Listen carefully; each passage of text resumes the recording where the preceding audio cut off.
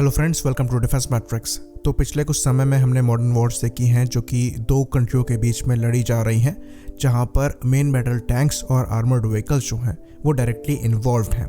चाहे हम अर्मीनिया और अजरबैजान की लड़ाई की बात कर लें, चाहे हम ऑनगोइंग यूक्रेन और रशिया के बीच में कॉन्फ्लिक्ट की बात कर लें, तो इन सभी वॉर्स में इन आर्मर्ड व्हीकल्स की जो परफॉर्मेंस है वो इम्प्रेसिव नहीं रही है। दुनिया में दूसरे कोनों की बात करें जहां पर सिविल वॉर्स चल रही हैं और जहां टैंक और आर्मर्ड व्हीकल्स यूज़ किए जा रहे हैं, वहां पर भी इनकी परफॉर्मेंस जो है वो इम्प्रेसिव ज़्यादा नहीं थी। पर ऐसा माना जा रहा था कि अर्बन कंडीशंस में इनको फ्रीली ऑपरेट करने का रूम नहीं मिल पाता है, जिसकी वजह से परफॉर्मेंस जो है वो नीचे गिर रही है। पर अगर हम अर्मीनिया, अजरबैजान और फिर रशिया और यूक्रेन का एग्जाम्पल लें, तो ओपन फील्ड्स में भी ये आर्मर्ड व्हीकल्स और मेन बैटल टैंक्स जो हैं वो स्ट्रगल कर रहे हैं। और इम्प्रेसिव यहाँ पर यह है कि टैंक से टैंक बैटल में टैंक्स का नुकसान नहीं हो रहा है, ये सिंपल एंटी टैंक माइन से डिस्ट्रॉय हो रहे हैं। ज्यादातर केसों में ये man portable anti tank missile से डिस्ट्रॉय किए जा रहे हैं, लॉइटरिंग म्यूनिशन से डिस्ट्रॉय किए जा रहे हैं, या फिर ड्रोन्स द्वारा इनको डिस्ट्रॉय किया जा रहा है। और इन सभी के खिलाफ ये ऑलमोस्ट डिफेंसलेस जो है वो नजर आ रहे हैं। और ये पुराने टैंकों के साथ नहीं हो रहा है, ये T-72 और T-90 के जो मॉडर्न वर्जन्स हैं वो तक यहाँ पर स्ट्रगल कर रहे हैं। तो यहाँ पर सवाल ये उठता है कि टैंकों का जो समय है क्या वो चला गया है? क्या अब ये खाली लायबिलिटी बन के रह गए हैं? तो क्या ये टैंक्स जो हैं वो फ्यूचर में यूजलेस हो जाएंगे? इन सभी सवालों को एक्सप्लोर करेंगे और समझेंगे ये फ्यूचर की जो लड़ाइयाँ हैं, जो मॉडर्न आर्मीज हैं, वो कैसे लड़ेंगी। और अगर आप एक डिफेंस एस्पिरेंट हैं और तैयारी कर रहे हैं इंडियन आर्म फोर्सेस को ज्वाइन करने की और इंडियन आर्म फोर्सेस के फ्यूचर में रहने की, तो आपकी तैयारियों को सपोर्ट करने के लिए अनअकैडमी द्वारा बैच कोर्सेज जो हैं वो चलाए जा रहे हैं, जो कि आपकी तैयारियों में आपको सपोर्ट करेंगे। और सबसे अच्छी बात ये कि आज के लिए अनअकैडमी के जो बैच कोर्सेज हैं वो आपको 20% डिस्काउंट में मिलेंगे हमारा रेफरल कोड मैट्रिक्स10 यूज़ करने पर। ये बात याद रखिएगा कि ये हर अनअकैडमी के कोर्सेज पे लगेगा और इसको लगाने के बाद सीधे सीधे आपको अनअकैडमी सब्सक्रिप्शन पर 20% ऑफ मिलेगा और आज ही आखिरी डेट है। तो अगर आप CDS के एस्पिरेंट हैं तो अनअकैडमी का अल्फा CDS 2023 अक्टूबर 13 यानी कल से ही चालू है। वहीं पर जो अग्निपथ के बैच कोर्सेज हैं ध्रुव एयरफोर्स नेवी ICG के अंतर्गत, वो भी कल यानी कि अक्टूबर 13 से ही चालू हैं। बात करें SSB के कोर्सेज की, तो मिशन SSB 4.0 के अंतर्गत जो बैच कोर्स है वो सितंबर 22 से चालू है। और NDA का जो बैच कोर्स है संकल्प NDA 1 2023 के नाम से, ये भी सितंबर 22 से ही चालू है। याद रखिए जितने भी लिंक्स आपको डिस्क्रिप्शन में मिलेंगे और ये QR कोड भी आप स्कैन कर सकते हैं। तो जैसा कि हम टैंक्स का फ्यूचर डिस्कस कर रहे थे, तो टैंक जो हैं वो काफ़ी रेलेवेंट थे वर्ल्ड वॉर 1 में, वर्ल्ड वॉर 2 में, उसके बाद जो कोल्ड वॉर एरा था वहाँ पर भी काफ़ी रेलेवेंट थे। लेकिन तब से अब तक बड़ा बदलाव आया है, स्पेशली जब से कम्युनिकेशन और सिग्नलिंग में चेंजेस आए हैं।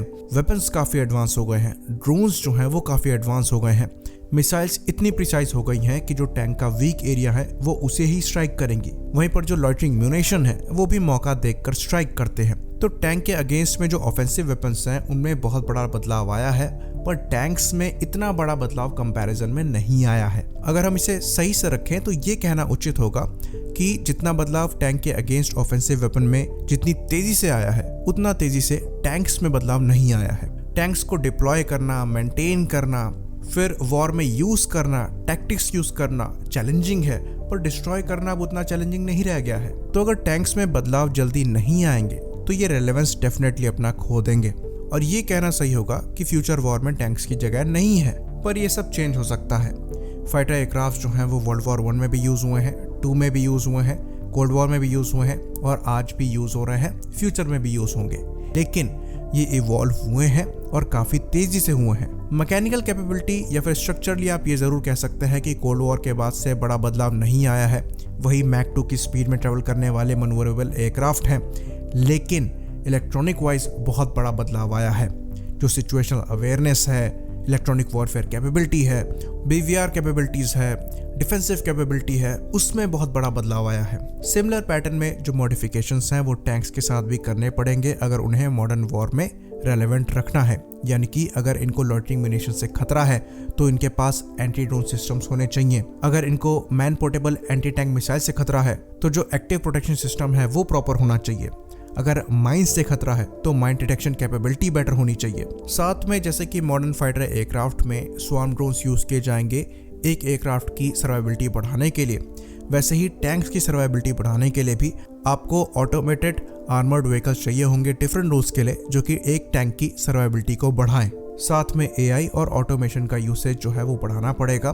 बाकी जो आर्मर है उसको भी बेटर करना पड़ेगा, जो कि चल रहा है। तो ऐसा नहीं है कि ये चेंजेस जो हैं वो खाली इमेजिनरी हैं, ये एक्चुअली में इम्प्लीमेंट किए जाने हैं, पर इनको इम्प्लीमेंट करने की जो गति है वो थोड़ी सी स्लो है अगर हम फाइटर एयरक्राफ्ट के कंपैरिजन में टैंक्स की बात करें।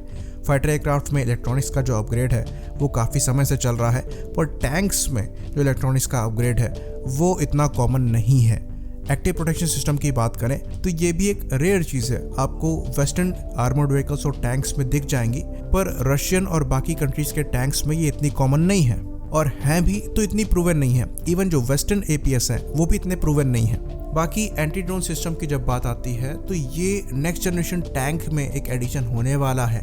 करंट जनरेशन टैंक्स में ये चीज़ ऐड नहीं करी गई है, जबकि आजकल जो सबसे बड़ा खतरा माना जाता है वो इन्हीं ड्रोन से माना जाता है। तो अगर कोई चीज़ मूव कर रही है और एनिमी लाइन क्रॉस कर रही है तो उसको खतरा भी सबसे ज़्यादा होता है, चाहे वो फाइटर एयरक्राफ्ट हो चाहे वो टैंक हो। फाइटर एयरक्राफ्ट में इवोल्यूशन ज़्यादा हुआ है, अब ये टारगेट को सेफ डिस्टेंस से निशाना बना सकते हैं और बचने के लिए भी काफ़ी उपाय हैं, पर टैंक्स के साथ ऐसा केस नहीं है। जो इवोल्यूशन है वो स्लो हो रहा है। एंटी टैंक मिसाइल्स जो हैं जो कि टैंक से फायर करी जाती हैं उनमें भी जो चेंजेस हैं वो धीरे धीरे आ रहे हैं। तो जो मॉडर्न आर्मीज हैं अगर वो इन टैंक्स के अपग्रेड को और इनके मॉडर्नाइजेशन को तेज़ नहीं करेंगे तो ये इनके लिए लायबिलिटी ही रह जाएंगे, क्योंकि जो ऑफेंसिव वेपन्स है जैसे कि हमने कहा वो काफ़ी तेज़ी से इवॉल्व किए हैं और सर्विस में हैं। और ये इशारा है इंडियन आर्मी को। अगर हम इंडियन आर्मी के टैंक्स को देखें तो इनमें बेसिक सेल्फ डिफेंस कैपेबिलिटी भी नहीं है। इवन जो कुछ आर्मर्ड व्हीकल्स हैं उनमें नाइट विजन की कैपेबिलिटी अभी ऐड करी जा रही है, जो कि बहुत सालों से अवेलेबल है। इवन अगर हम एक्टिव प्रोटेक्शन सिस्टम की बात करें तो इसको लेकर भी मामला जो है वो करीबन 10 साल से खींचा जा रहा है। तो हमें यहाँ पर फ्यूचर टैंक्स तो डेफिनेटली देखने हैं, पर जो टैंक्स अवेलेबल हैं उनको भी इतना मॉडर्न करना है कि कम से कम वो अपने आप को लड़ाई में बचा सके। बाकी जो फ्यूचर टैंक्स के एग्जाम्पल्स हैं वो हमने देखे ही हैं, चाहे हम रेन मेटल के पैंथर की बात करें या फिर अमेरिकन एब्राहम्स एक्स की बात करें। इन दोनों टैंक्स में जो चीज़ें हमने मेंशन करी उनको इंक्लूड किया गया है, क्योंकि टैंक तभी तक लड़ सकता है जब तक वो सरवाइव कर पाए। तो ये हमारा मानना है कि टैंक्स जो हैं वो फ्यूचर में भी रहेंगे, पर इनको इवॉल्व होना पड़ेगा अपनी सर्वाइबिलिटी के लिए और अपनी इफेक्टिवनेस को मेंटेन करने के लिए, जो कि किया जा रहा है, पर इसको और ज़्यादा रैपिड करना ज़रूरी है। आई होप इन्फॉर्मेशन यहाँ पर क्लियर हो। इसी बात पर हम इस वीडियो को ख़त्म करेंगे। लाइक करिए, सब्सक्राइब करिए। जय हिंद।